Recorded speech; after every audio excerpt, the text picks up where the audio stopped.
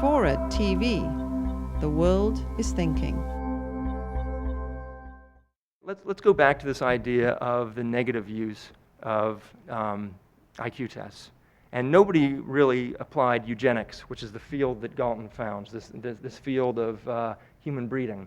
Nobody uses it more famously than the Nazis. I've got a chapter in the book about Nazis and IQ use. It's obviously one of the sadder episodes in the history. And I went to the Holocaust Memorial Museum. They've just got these amazing records, and they allowed me to go through and look at all of these medical files. The Nazis had set up race hygiene courts throughout the country just before the war and during the war, and they were just like a factory. There'd be 5 to 10 minutes they would review a case and adjudicate it, and inside each person's file would be an IQ test, and the person wouldn't even be there. And they would decide, Nazis tend to be over-inclusive. Most of these people, they would decide to coercively sexually sterilize. So the Nazis, of course, also took it a step further, and they murdered people. They couldn't actually do this legally in Nazi Germany. The sexual sterilization was legal, the murder was not. So we don't actually know the numbers of people who were murdered, but it would be the same on grounds of what they called feeble-mindedness. They thought there was this genetic trait for feeble-mindedness, which was the term of the day for mental retardation. So it's kind of interesting to look at Nazi IQ questions. Who was Bismarck? And what does Christmas signify?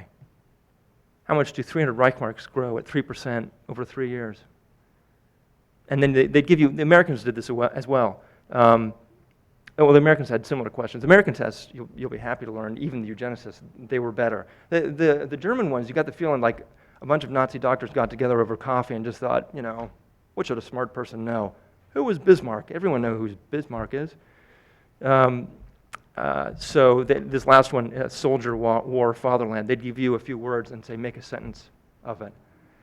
The same thing was happening in the U.S., and so there was an American eugenics program. And fortunately, we did not murder people based on IQ scores, but we did, to an alarming degree, in the first half of the 20th century, coercively sexually sterilize them.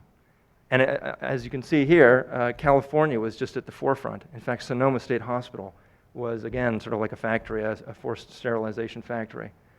And there's been a lot, academics have looked into this in a really interesting way. It turns out that it was white women who were most, poor white women, unwed mothers, prostitutes, poor women who were most affected by this. So they'd give them an IQ test, based on their behavior, they would take them to Sonoma State Hospital or someplace like that, and then coercively sexually sterilize them.